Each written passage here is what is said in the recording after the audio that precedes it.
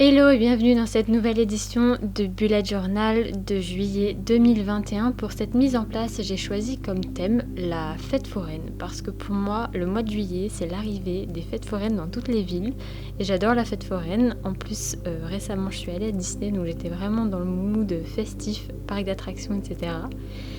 Et pour cette mise en place, comment vous dire ? J'avais plein d'idées et j'ai eu beaucoup de mal à les mettre en œuvre, à les mettre sur le papier parce que j'ai eu du mal tout simplement avec mes capacités aussi à donner vie à ce projet et j'ai failli même renoncer ce mois-ci, j'avoue, mais finalement je suis assez contente du résultat. Donc pour la page de présentation, j'ai décidé de faire un Polaroid avec à l'intérieur comme une photo d'une grande roue. Elle pourrait être mieux, je pense, elle pourrait être pire aussi, mais j'ai réussi quand même à obtenir globalement un résultat que j'aime beaucoup. Donc je commence par faire la structure non pas avec un liner cette fois-ci, mais plutôt avec un feutre gris pas trop foncé, histoire qu'on voit la structure, mais qu'elle soit pas non plus super marquée, puisqu'en général les grandes roues, si je ne m'abuse, elles sont toutes blanches, donc forcément là je pouvais pas faire du blanc, parce que sur du papier blanc, le blanc ça ne se voit pas. Voilà, merci Héloïse pour cette information capitale, mais dans tous les cas, je trouvais qu'avec le gris ça rendait plutôt bien, pas trop marqué, mais pas trop transparent non plus, quoi. Il faut que ça existe quand même. L'armature en elle-même, il ne faut pas qu'elle soit trop fine non plus, parce qu'on sait que c'est quand même assez épais, donc il faut quand même que ce soit, je repasse 2 fois en général sur le trait, pour pouvoir avoir un trait quand même assez épais, donc voilà. Mais c'est pour ça que j'ai pris une couleur pas trop foncée, pour que ce soit quand même assez subtil. Pour faire les nacelles, ça a été un peu compliqué et c'est vraiment pas parfait du tout. La forme en elle-même est assez simple. Ce qui est plus difficile, c'est de les positionner sur la roue. Bon, après, sur un truc aussi petit, ça sera certainement pas parfait. Mais ce qu'il faut se dire, c'est qu'il faut que ça fasse un minimum de sens au niveau de la taille et de la disposition. Bon. Ensuite, je viens les colorier. Alors là, c'est le moment fun. Là, si vous voulez, vous pouvez prendre toutes les couleurs que vous voulez, toutes les couleurs de l'arc-en-ciel, toutes vos couleurs préférées. Moi, je suis partie pour la totalité de cette mise en place sur, vous allez le voir, des couleurs assez pastel, assez claires qui vont revenir vraiment tout au long de la mise en place, encore une fois pour cette question de cohésion. Et pour le fond, j'ai décidé de faire un fond bleu très pâle, donc c'est encore ce feutre dont je vous parlais la dernière fois. C'est un feutre quasiment transparent, si ce n'est qu'on ne le voit pas on ne le voit qu'une fois qu'on a fini de colorier, quoi, en final. Ensuite, je trouvais que mes nacelles n'étaient pas assez détaillées, donc je suis revenue faire quelques petits détails sur le haut de la nacelle, un petit peu comme faire genre il y a un toit, quoi. Mais je pouvais pas faire grand chose parce que ça reste quand même assez petit. Je vais venir outliner à la pointe 0.05 le tour de mon Polaroid, donc là assez simple, un carré et un rectangle autour pour pouvoir faire cet effet de Polaroid. Et ensuite, toujours avec le même liner, je vais venir faire des petites stries, un petit peu pour donner de la texture à mon Polaroid et qu'il ne soit pas juste un carré blanc posé sur la page comme ça. C'était vraiment pas très esthétique et vraiment pas très vivant, vraiment pas très sans relief. Donc j'ai décidé de faire ça. Et pour ce faire, je suis toujours allée dans le même sens partout sur le Polaroid. J'ai inscrit le mois juillet avec mon écriture manuscrite personnelle. Bon, c'est pas terrible, mais je voulais vraiment que ça fasse un effet vrai Polaroid. Et puis, je lui ai mis une petite ombre grise. Parce que, voilà, encore pour cette histoire de donner du relief, je trouvais que c'était très joli. Et ensuite, je suis revenue dans le ciel avec un tombeau bleu comme celui-ci, pour donner un petit peu de texture à mon ciel encore. Bon, après, la texture dans cette mise en place, malheureusement, elle est quand même assez limitée. Là encore, je reviens sur les vitres de mes nacelles pour essayer de leur donner de la texture, pour essayer qu'on comprenne qu'il y a une vitre et que c'est pas juste des nacelles vides, mais je me suis sentie un petit peu limitée par contre au niveau des détails. Je viens prendre un masking tape, donc c'est un masking tape plus épais que j'ai coupé en 2 à chaque fois. Et ensuite, on passe à la mise en place de mon calendrier. Ce mois-ci, je suis repassée sur un calendrier en liste. Écoutez, je ne sais pas me décider. En haut, j'ai fait une petite banderole pour inscrire le mois de juillet, tout simplement. J'ai repris les mêmes couleurs qui reviennent sur mes nacelles pour pouvoir faire cette banderole avec 3 couleurs et 3 motifs différents, voilà, histoire de faire un truc un petit peu festif quoi.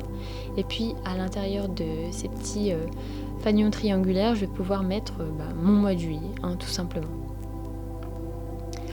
Pour tracer mon calendrier, j'ai pris un Super Tips qui est très très pratique pour faire des trucs un peu en mode marqueur, beaucoup plus pratique que les Staedtler parce qu'ils sont beaucoup plus...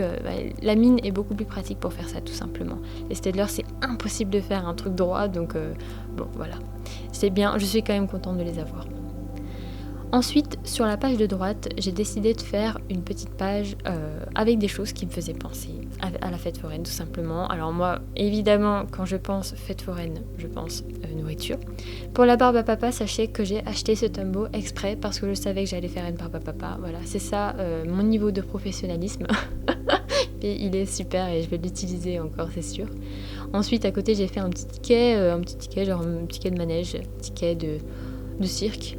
Très très simple à faire, vraiment, vous en trouvez plein sur Pinterest. Encore une fois, je vous mettrai toutes les inspirations dans la barre d'infos. Je le fais à la pointe 0.05 et je vais le mettre en couleur, dans une couleur un petit peu papier craft. Je vais repasser une deuxième fois sur la barbe à papa avec un stylo blanc pour lui donner un peu plus de texture parce que je la trouvais un petit peu plate. Mais je trouvais que le blanc faisait pas de sens. Alors je suis repassée sur le blanc avec le rose et là ça donnait quelque chose d'à peu près cohérent. Bon, je repasse sur mon craft pour faire un pourtour un petit peu plus foncé, mais toujours avec la même couleur, hein. Vraiment je prends pas une couleur plus foncée, le fait de repasser dessus ça suffit largement. Je me suis fait une petite glace, pistache noisette avec du chocolat dessus. Bon, ce sont mes goûts préférés personnellement. Quels sont vos goûts préférés? Mettez-les dans les commentaires.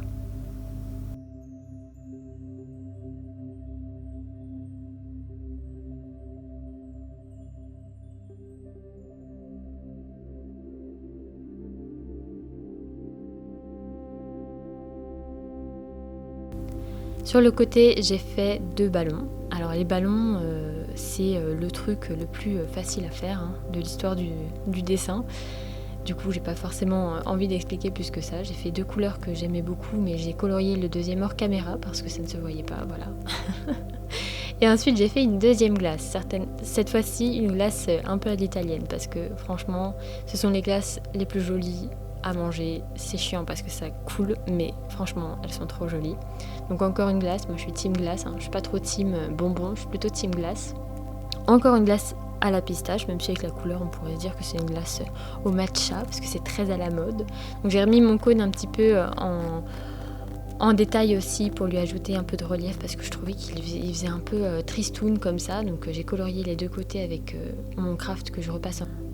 Et puis j'ai fait un petit pot de popcorn. Alors très très simple à faire encore une fois. Je suis plutôt contente du rendu final du popcorn parce qu'au début je me suis dit mais comment je vais faire ce truc complètement informe du popcorn. C'est vraiment difficile à faire. Vous vous dites voilà c'est trop bordel pour faire un truc particulier. Et j'aimais beaucoup ce rouge qui a vraiment rajouté quelque chose à ma page. Je trouve que ça l'a vraiment dynamisé. Et pour faire le popcorn j'ai étalé un peu de cette couleur un peu craft là. Et puis je suis repassée avec un liner en 0.05 pour faire mes petites formes de popcorn. Voilà, tout simplement. Mais vraiment très flou, en mode vraiment illustration floue. Pas besoin que ce soit précis, puisque de toute façon, quand vous regardez un bol de popcorn, c'est très difficile d'y voir des formes distinctes, quoi. Hop, un petit peu de marron pour faire les graines de maïs qui n'ont pas bien éclaté. Pour écrire mon objectif et favori, j'avais en tête de faire un petit peu ce que j'ai fait pour le laser de ma mise en place Star Wars, mais c'était beaucoup plus difficile. Donc j'ai écrit objectif et favori avec 2 feutres et j'ai fait en sorte de laisser de l'espace blanc à l'intérieur de chaque lettre. C'était vraiment pas facile parce qu'en plus j'ai vraiment pas pensé mon truc en avance quoi. J'ai vraiment juste fait ça à main levée. Mais bon, au final ça a rendu plutôt bien. Donc je suis repassée autour pour faire une sorte de halo un peu plus clair au crayon de papier. Donc c'est vraiment la même méthode que j'ai utilisée pour ma mise en place Mandalorian pour faire le laser quoi. Cependant, après ça, je me suis rendu compte que la différence de couleur entre le crayon de couleur et le feutre n'était pas assez prononcé. Alors du coup je suis repassée juste après sur l'écriture avec des feutres plus foncés, donc vraiment juste la teinte au-dessus. Donc heureusement maintenant j'ai assez de teinte pour pouvoir me permettre de faire ce genre de choses. C'est l'avantage d'acheter des trucs un peu de manière compulsive comme ça. Et puis hors caméra aussi, je voulais vous le dire, je suis repassée à l'intérieur de mon écriture avec un stylo blanc, mais j'ai pas filmé ça. Et ça rendait beaucoup plus pétant, mais vous allez voir de toute façon à la fin. Et ça faisait un petit peu cet effet que je voulais, un effet néon en fait, un effet, vous savez, au-dessus des baraques à frites, il y a souvent des trucs comme ça. Et ensuite je délimite mes zones. Et puis je viens faire plein de petits points et des petites spirales de couleurs avec les mêmes couleurs pour pouvoir avoir un esprit de cohésion et un peu plus festif aussi sur ma page. Et ensuite on passe à ma page de pensée. Donc pour l'instant je ne repars pas sur un mood tracker, je repars sur cette page qui me laisse beaucoup plus de liberté pour le moment. J'aime bien juste venir écrire des choses, pas seulement que de la gratitude, mais aussi des choses qui me passent par la tête, des choses que j'ai envie de garder en tête, de documenter d'une manière ou d'une autre. Pour cette petite illustration de stand à barbe à papa, j'ai voulu reproduire en fait une illustration que j'ai trouvée sur Pinterest. Donc comme d'habitude, je vous la mets dans la barre d'infos. Elle est sublime, vraiment très cool et elle était vraiment très facile à reproduire sur le papier. Donc vraiment j'avais toutes les couleurs qu'il fallait. C'était juste vraiment top, c'était exactement ce que je voulais, quelque chose de super coloré, de super positif finalement. Et du coup je vous la mets dans la barre d'infos si vous voulez la reproduire. Donc là je suis avec la pointe 0.05 encore une fois.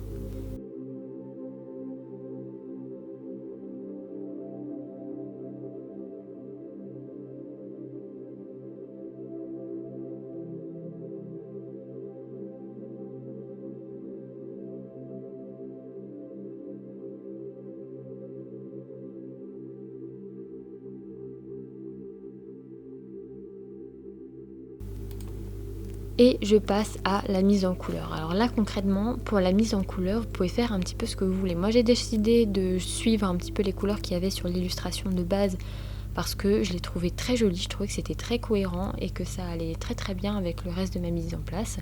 Si ça vous chante de le faire en noir et blanc ou en jaune et vert, vous avez totalement le droit, ce sera aussi très joli. Mais le rose et le bleu comme ça, je trouvais ça très sympa et très dynamique. Donc là je me suis un peu chiée, la dernière elle aurait pas dû être bleue, elle aurait dû être rose, mais je suis repassée dessus donc ça m'a fait une espèce de mauve, mais c'est pas très grave, en courant vite on ne voit pas. Et je joue vraiment cette fois-ci, non pas en repassant dessus avec la même couleur, mais en prenant vraiment une couleur un petit peu plus foncée. Je trouve que vraiment le rendu de cette page est très sympa. Et à chaque fois, ça va me donner envie, je pense, d'y inscrire des pensées assez positives. Vu la dose de couleurs, c'est vraiment super joli. Et en faisant cette mise en place au passage, j'étais en train d'écouter un épisode du podcast, le podcast à soi, sur la maternité et le féminisme. Et pourquoi c'est pas toujours incompatible. Et j'avais envie de le partager aussi ici, je l'ai mis dans ma story Insta. Si vous ne me suivez pas sur Insta, n'hésitez pas à m'y rejoindre.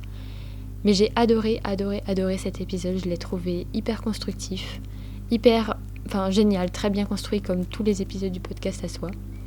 Et comme j'ai rien d'autre à vous dire là et que je préfère vous laisser avec les images, je vous conseille d'aller l'écouter.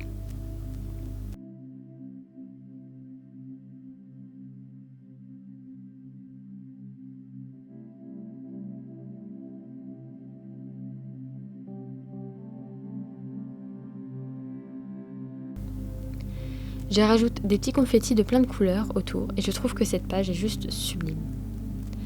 Voilà, c'est tout pour cette mise en place du mois de juillet, très colorée, très festive et je pense que ça nous a fait tous du bien avec cette grisaille horrible dehors. Sur ce, j'espère que ça vous aura inspiré et je vous dis à la prochaine dans un futur épisode. Ciao!